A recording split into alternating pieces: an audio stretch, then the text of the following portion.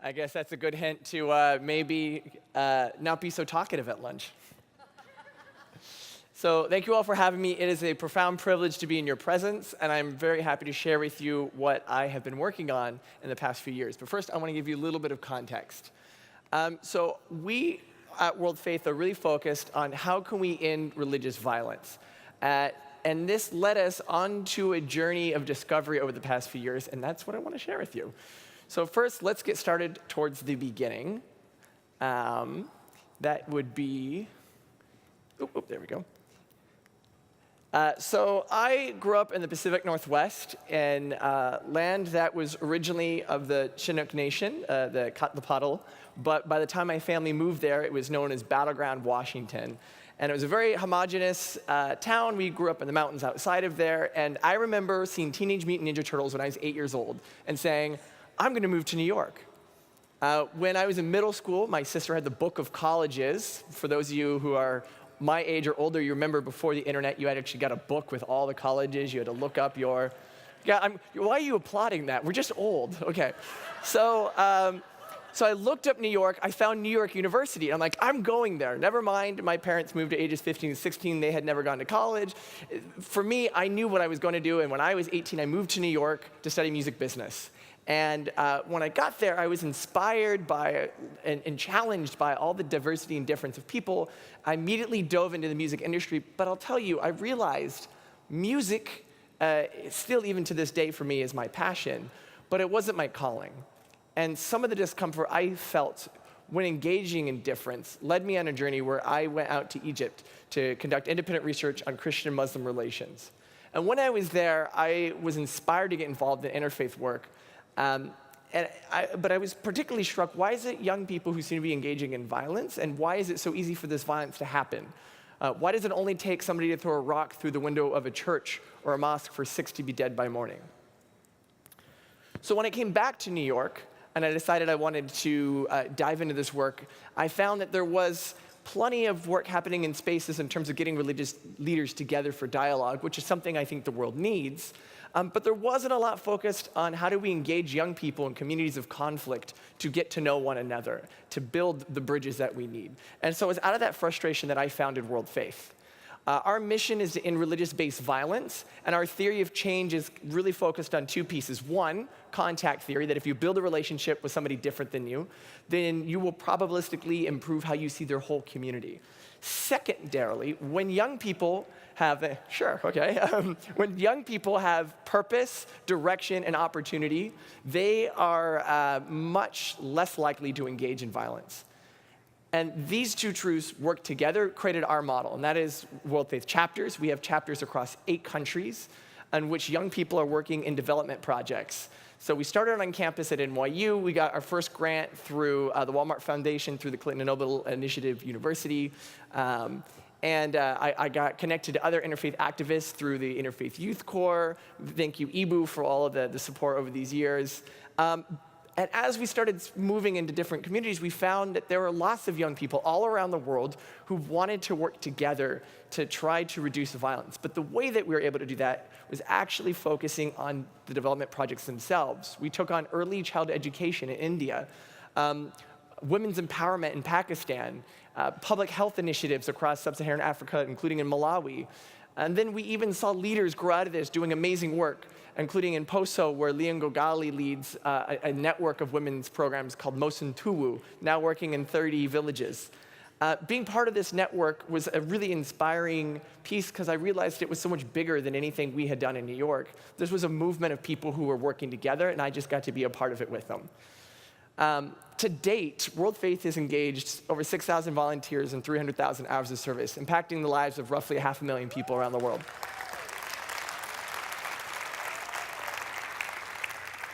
But this isn't ending religious violence. We're a drop in the bucket compared to the size of these challenges. So I want to know, do you believe, I actually want to have you raise your hands, I can see you. Can we end religious violence in a generation? Honestly, yes. Do you really think we can? Yes. Okay, you're slightly optimistic. The few times I asked this, like, okay, yeah, I believe in, sure, but like, really? So it turns out this is the answer that we usually see. I recently did a study, a survey with the Rockefeller Foundation, and they found through their work that out of all the SDGs that they were tracking, the SDG people thought was least likely to be solved in a generation was goal 16, which is peaceful and inclusive societies. Just for context, people were over double as likely to think we will end poverty at large. Okay, so this is how the world looks at what we are doing. This is what everyone thinks of this movement so far. That's really tough. When I've spent the last 10 years, many of you spent decades doing this work, this is what people tend to think of the work we're doing.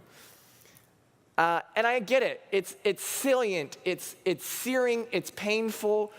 Religious violence takes the lives of over 100,000 people a year. 11 of the 15 most violent conflicts in the world implicate religion. It is easy to feel dismay.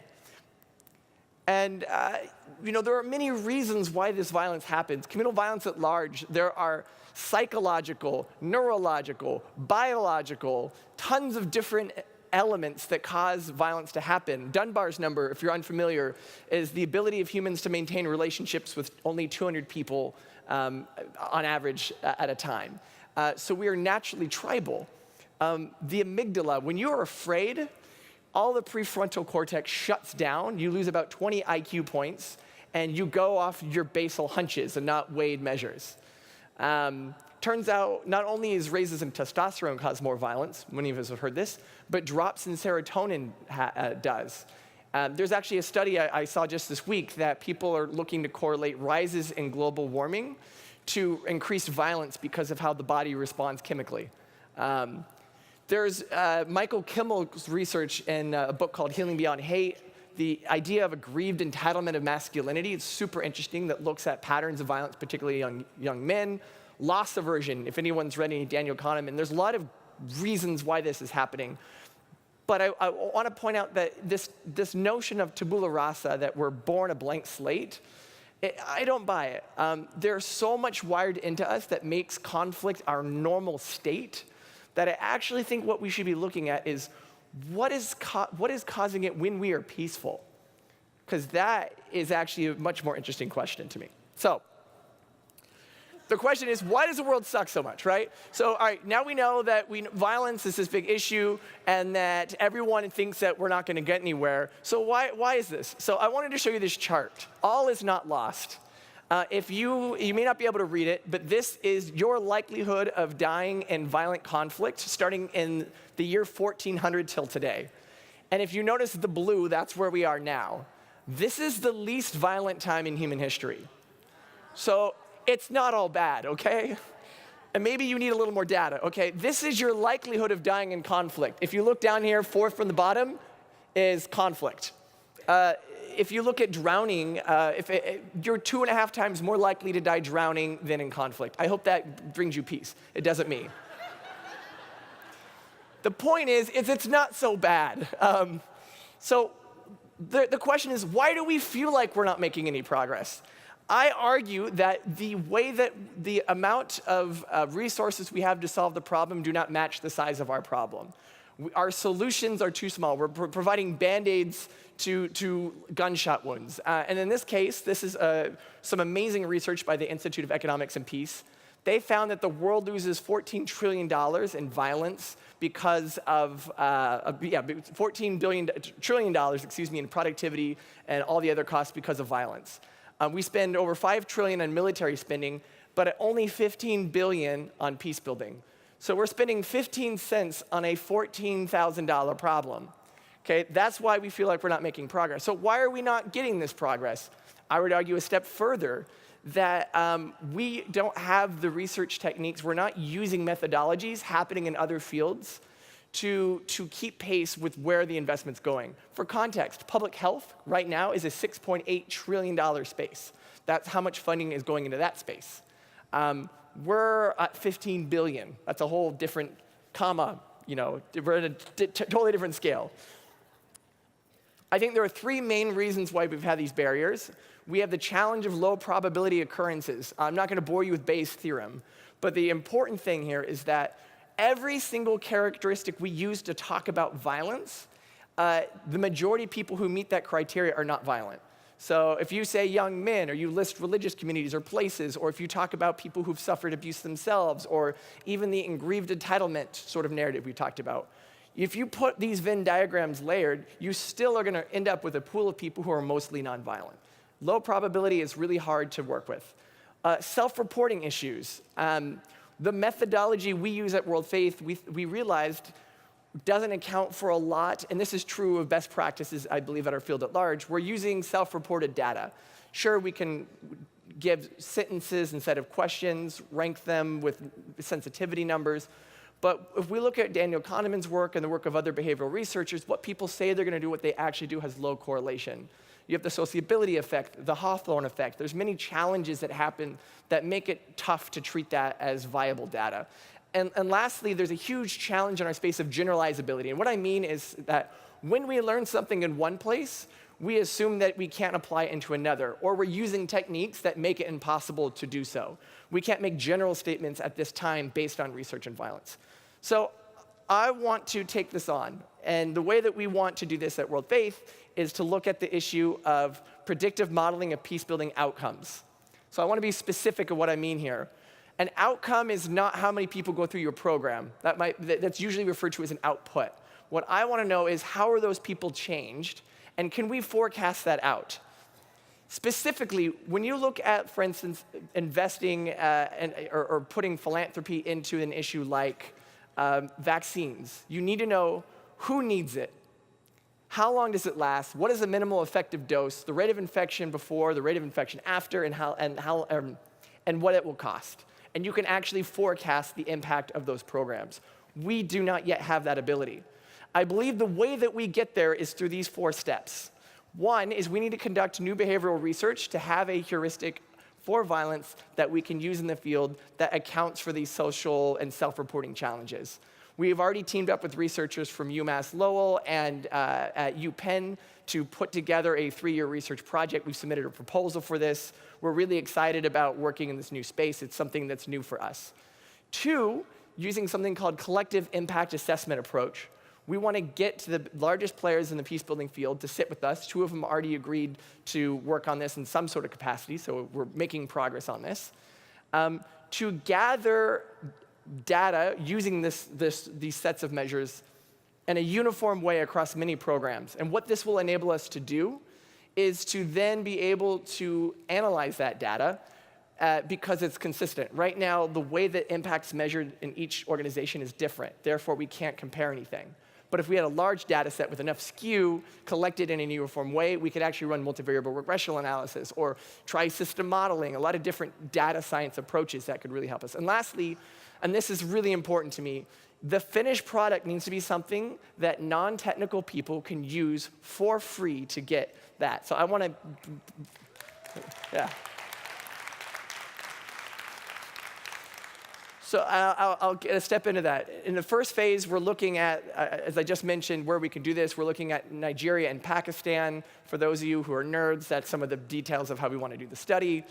In phase 2, we're, as I just mentioned, the number of projects, the skew of that data, meaning we need not just lots of pieces, but we want to have it different sizes, different numbers, different parameters. And the data we want to actually use is quite important. It's not just the individual information of the behavioral data. We also want to have cohort data, number of contact hours, measure of diversity within the cohort, type of project they're doing, this sort of stuff. And then we're looking at teaming up with people like the Institute of Economics and Peace to get environmental data. What's happening in the community at large in terms of risk assessment, and does that actually factor into the likelihood of violence? The analysis, ideally, we want to give to separate groups of data scientists to analyze separately and then bring them back together, which would be really interesting for open source approaches. And lastly, the application. It needs to be able to actually create forecasts, not just analysis. Hopefully one day with insight, so we can actually then make suggestions. If you increase your contact hours by 5%, you'll see a further 4% drop in violence. We don't have this information today. It needs to be easy to use, so not just us, but we can send it into the field for people to be able to apply, and it has to be free.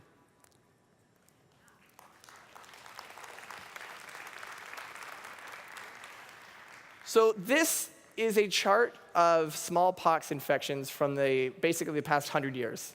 And I want you to notice something at the very end. Do you see anything there? So in the last century, over 300 million people died of smallpox. For context, all war was roughly just over 100 million. This no longer exists as a problem, right? That's progress that took science, that took a lot of investment, a lot of time, a lot of hard work, people in the field to make this a reality. And it took many generations. I am eager to see, can we do this in our own fields? That requires catalytic philanthropy, which means people who are investing in something that know that it's likely to fail, but if it succeeds, the payoff would be substantial. We need huge amounts of collaboration among peace-building organizations to do this work together. And lastly, we actually need to get this in the hands of the people who can put that information to use. And so when I talk about this, I want you to think. I got to do a little data analysis, actually, of the parliament and found out the average age of participants is 56 years old, with a standard deviation of 11 years, which means 97.5% of you are older than me, just for fun. So I was once talking to a friend of mine about a struggle, my friend Mary, about what can I do in terms of like the impact I'm trying to have and my own work and effective altruism and blah, blah, blah. And she's like, well, who are you supporting? And I was like, well, what do you mean? She's like, well, everyone always says they're standing on the shoulders of giants. But Frank, who are you preparing your shoulders for? And so I ask you, a generation from now, not everyone in this room will still be here. What of our generation of folks is going to be our legacy in the interfaith and peace-building field? I don't know, but I invite you to take part of this and see if we can make something amazing happen. Thank you.